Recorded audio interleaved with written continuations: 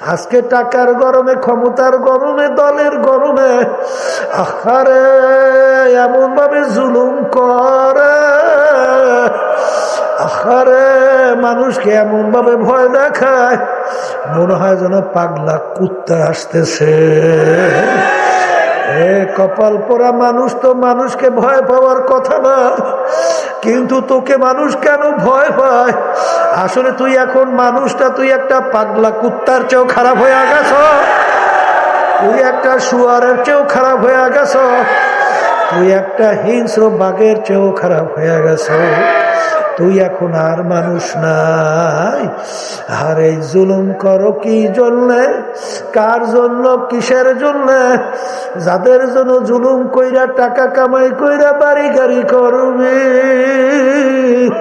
তারাই তোকে একদিন এই বাড়ির থেকে 3টা সাদা কাপড় পরাইয়া তোকে চিরতরে বাড়ির থেকে বিদায় দেবে, আর বলবে যাও যাও যাও, আর কোনো দিন আসবা না।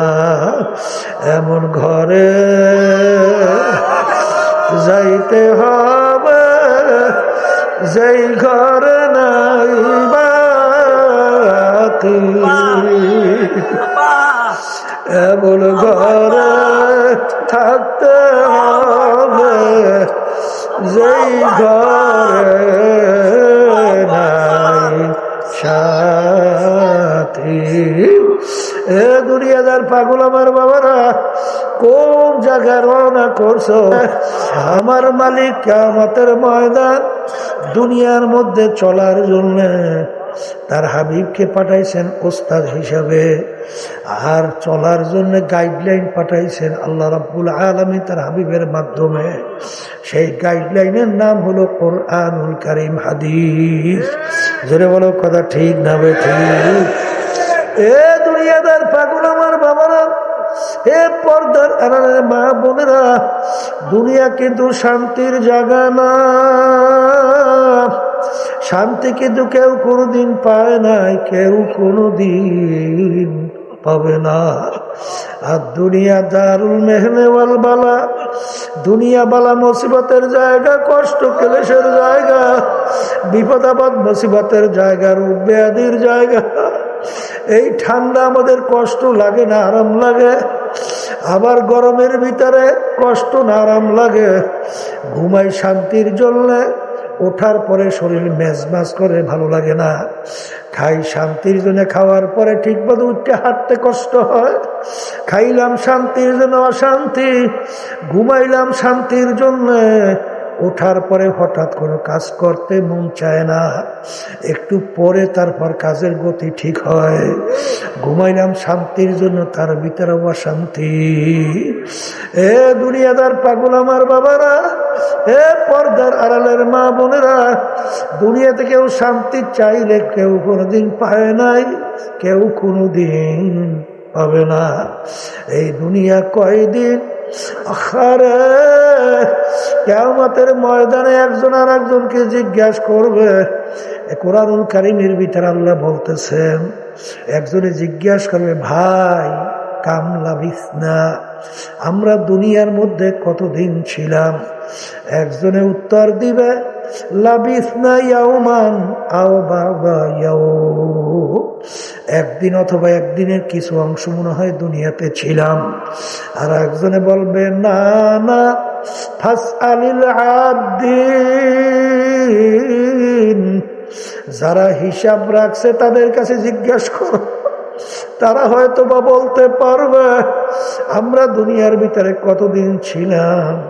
কিন্তু আমার তো মনে হয় আমি ঘরের এক দরজার থেকে ঢুইকা অন্য দরওয়াজা থেকে বের হয়ে আসলাম, অর্থাৎ দরজা দিয়ে ঢুকলাম, দরজা দিয়ে বের হইলাম, ঢুকলাম বের হইলাম, ঢুকলাম বের হইলাম।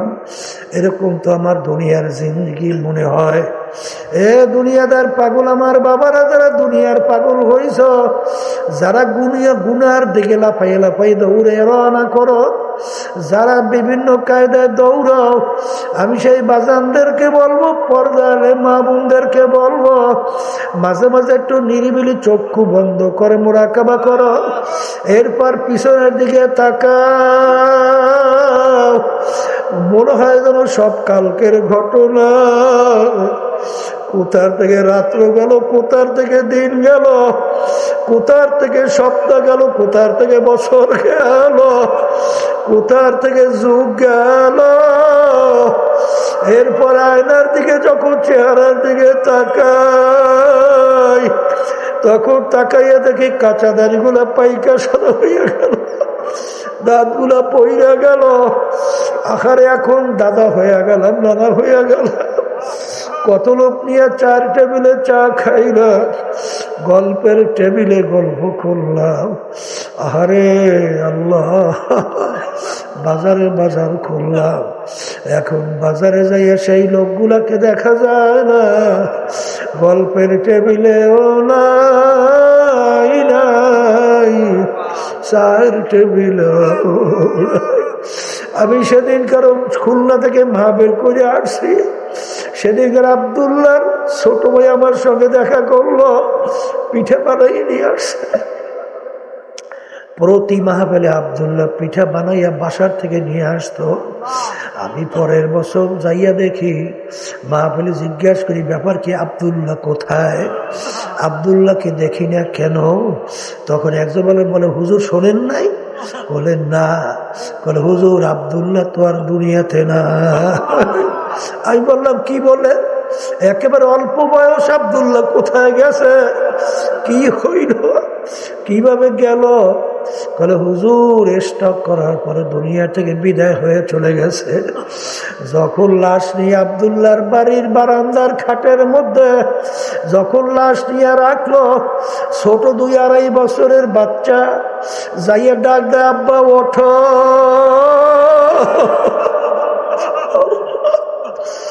আব্বা ওঠো, আব্বা ওঠো।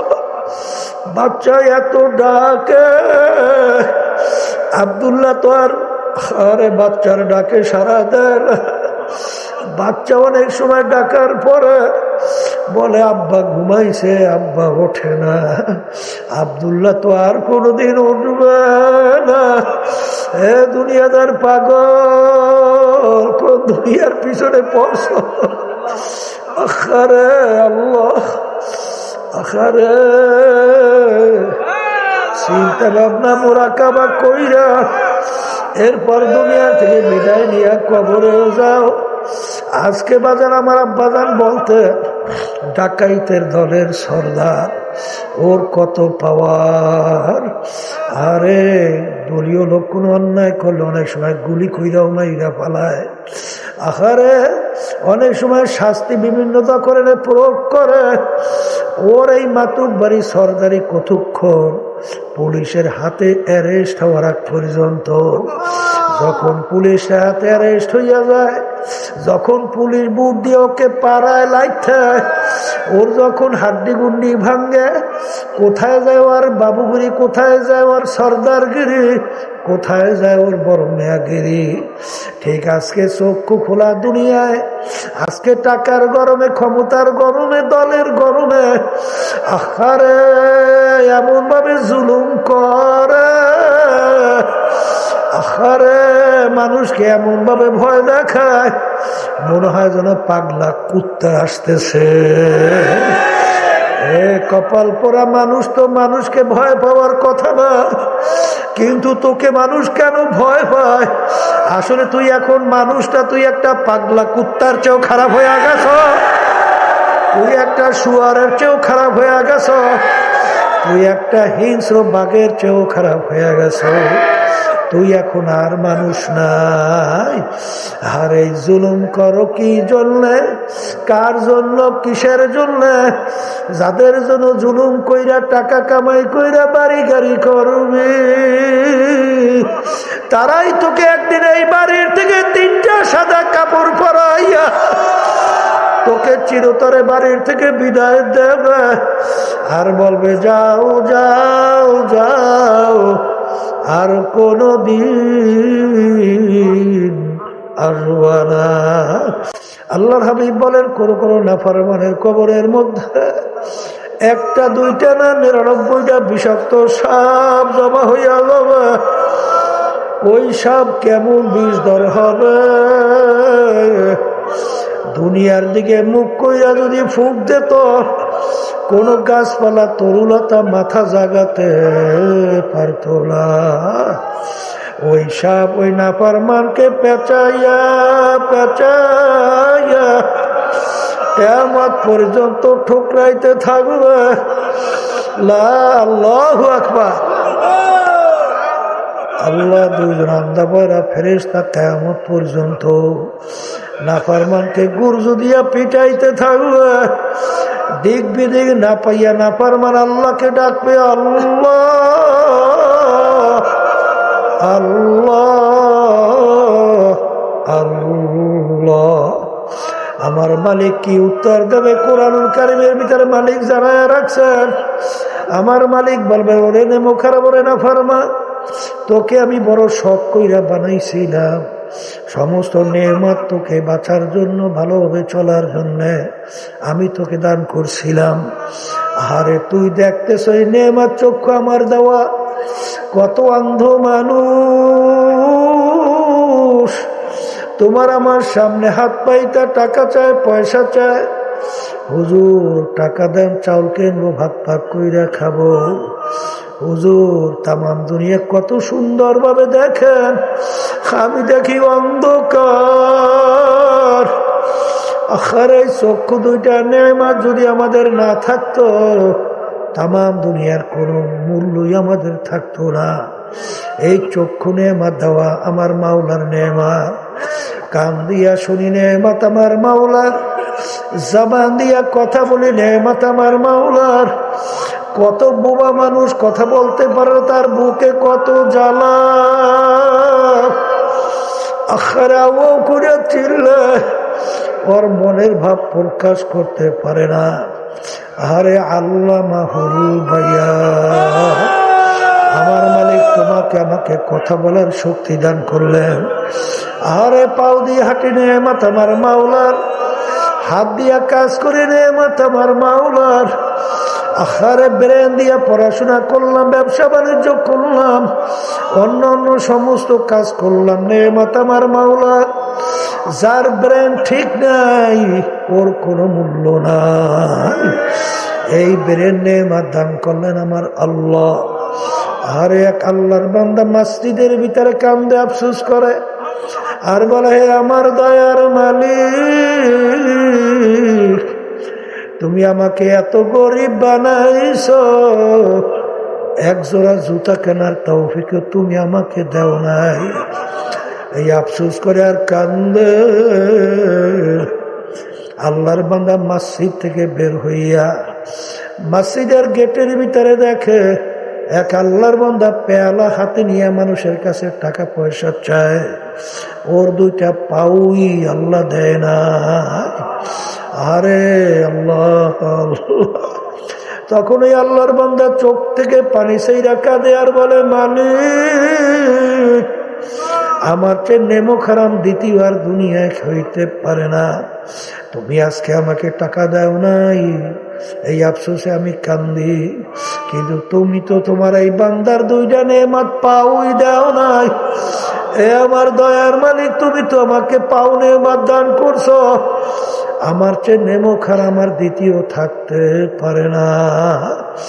এই জন্য আমার বাজানদেরকে বলবো, যখন নাফরমান কবরের ভিতরে কাউকে না দেখা যখন আল্লাহকে ডাকতে থাকবে, আমার মালিক বল, মরে নেমো খারাপ, দুনিয়ার স্বাধীনতা পাইয়া পরীক্ষার হলের মধ্যে যেরকম তুই আমাকে ভুইলা গেছিলি, এইভাবে তোকে আমি ভুইলা গেলাম।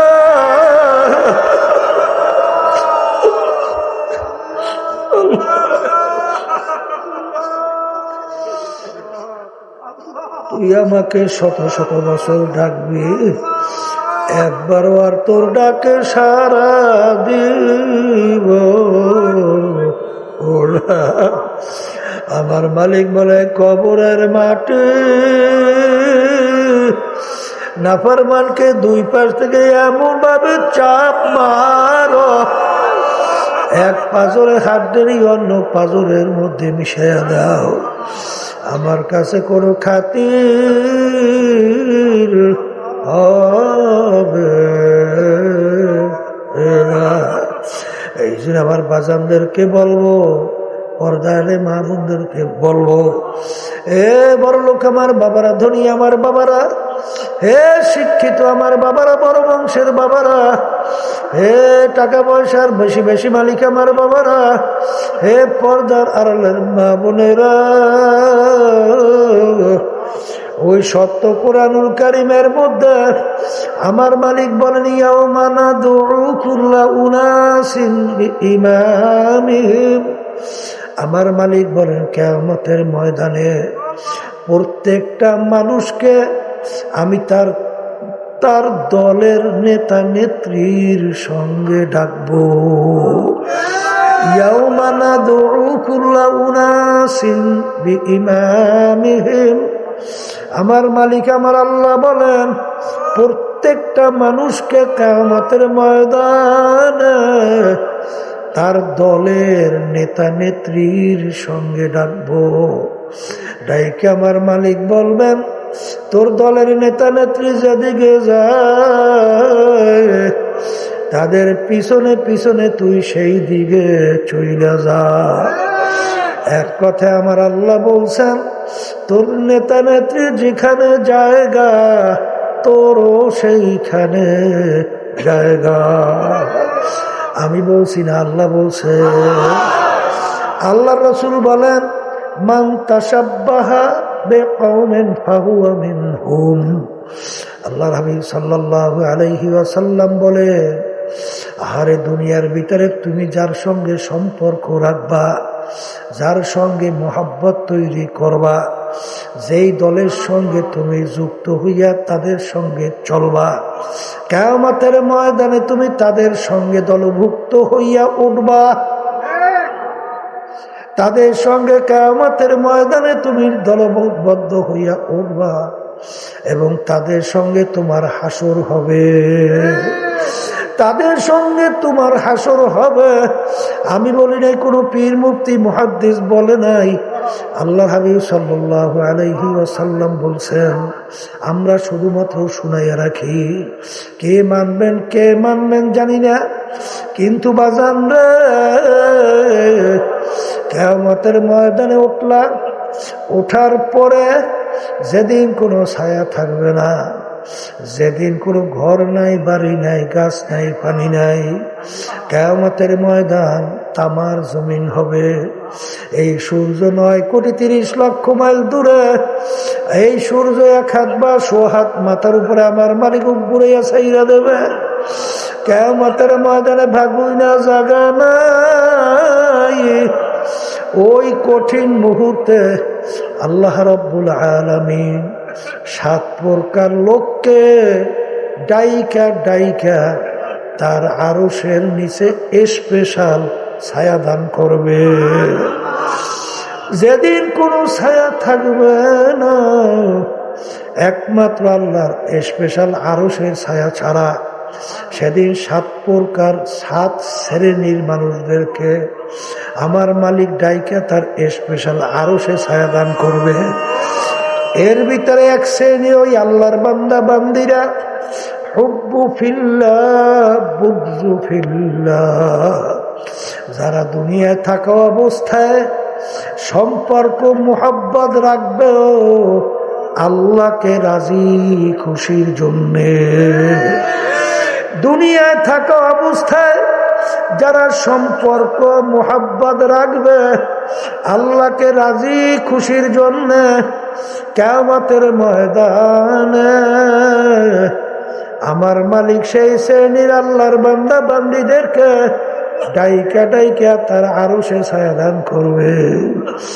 যেই শ্রেণীর আল্লাহর বান্দা বান্দি দুনিয়ায় পরীক্ষার হলে স্বাধীনতা পাইয়া মোহাব্বত সম্পর্ক ছাড়বেও, সম্পর্ক ছাড়বেও আল্লাহর রাজি খুশির জন্যে। যাদের সঙ্গে আল্লাহ যাদের সঙ্গে সম্পর্ক রাখলে, যেই দলের সঙ্গে সম্পর্ক রাইখা চললে আল্লাহ খুশি হয়, এদের সঙ্গে যদি তুমি চলতে পারো কিয়ামতের ময়দানে মালিকের আরশে ছায়া পাবা। আর যেই দলের সঙ্গে যার সঙ্গে চললে আমার মালিক বেজার হয়, তাদের সঙ্গে যদি তুমি সম্পর্ক মহব্বত রাখো কিয়ামতের ময়দানে আরশে ছায়া পাবা না। আর যদি সম্পর্ক ছাড়ো আল্লাহকে রাজি খুশির জন্য, যাদের সঙ্গে চললে যেই দলের সঙ্গে চললে সম্পর্ক ছাড়লে আমার মালিক খুশি হয়, আমার আল্লাহ খুশি হয়, এই আল্লাহকে খুশি করার জন্য যদি তুমি সেই দলের সম্পর্ক ছাড়ো, সেই নেতা নেত্রীর সম্পর্ক ছাড়ো, তাইলে কিয়ামতের ময়দানে তুমি আল্লাহর স্পেশাল আরশে ছায়া পাবা। এখন আমার বাজানদেরকে জিজ্ঞাসা করব, পর্দার আড়ালের মা বোনরা যারা শুনছেন, কিয়ামতের ময়দান যেদিন কোনো ছায়া থাকবে না, সেদিন মালিকের স্পেশাল আরশের নিচে ছায়ার জন্য কে কে যাইতে চাও, কে কে পাইতে চাও, কে কে নিয়ত করতে পারো? আল্লাহু আকবার, হাত উঠাও। নারায়ে তাকবীর, নারায়ে তাকবীর, নারায়ে তাকবীর, আল্লাহু আকবার। এই পর্দানের মা বোনেরা হাত উঠাইয়া মালিকের কাছে দেখা, আমাদেরকে আপনি কবুল করে নিয়ে আপনার স্পেশাল আরশে ছায়া দান করেন।